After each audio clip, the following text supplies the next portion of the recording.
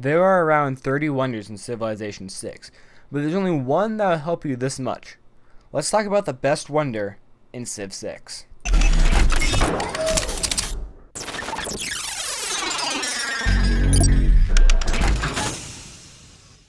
The Great Library is one of the earlier wonders in the game, and it gives you +2 science, +1 great scientist point per turn, and it gives you 2 great works of writing slots. So this is probably the best one in the game, and this is obviously my opinion, but let me tell you why. So it is one of the earlier wonders in the game. You get it right after recorded history, which is probably about 50 turns in, if that. So you have that going for you. It's early. It gives you an early boost in the science category. And you receive a boost to all ancient and classical era technologies, which is really cool because if you can build this early enough, you can get a boost to basically everything that you've been researching up till this point. So it gives you a giant boost in science in the early game, and it can really put you up ahead to get that science victory later in the game. The only thing that is sad about this, the only thing that sucks about this, is that it must be built on flat land adjacent to a campus with a library. So it is kind of a niche little thing to an extent, though. So as long as you have a campus with a library, which isn't too hard, it probably takes around 20 to 30 turns to get that.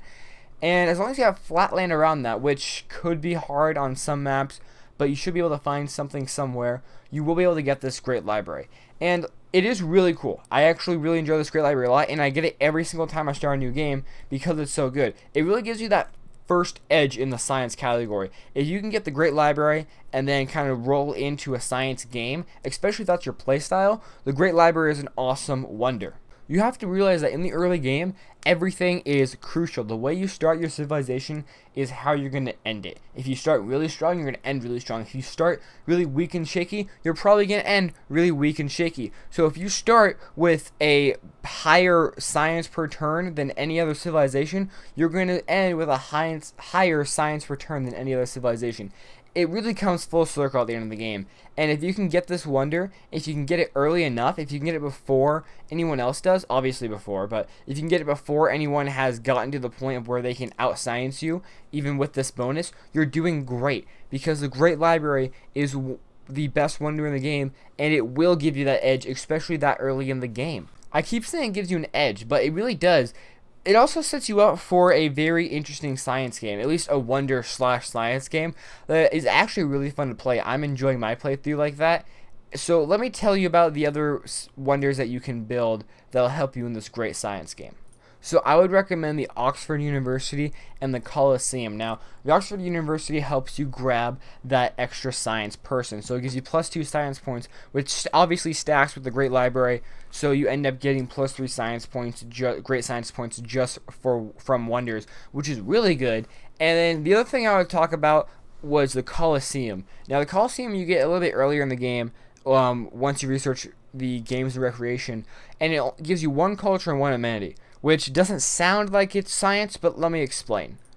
You have to keep your citizens happy. If you end up with not a lot of amenities and you end up with people that are mad at you, they're not going to be building stuff, they're not going to be researching stuff, and you're not going to be able to use the science that you've already had. You're not going to be able to use those units that you're advancing onto your enemy. So keeping people happy is super crucial in this game, even though people really don't think so. As far as culture goes, for the most part, you want to keep your culture and your science at least sort of even. You want to work through the trees at a sort of even pace so you can keep it going so your science and your cultures can stay together. Because if you have one that's way far ahead of the other one, you'll end up getting lopsided and not having that great of a civilization. With that, my name is Z-Star. If you guys liked the video, go ahead and give it a like. If you guys disliked the video, go ahead and give it a dislike. And then go down in the comments below and tell me why you rated it like you did. And I'll see you guys in the next video.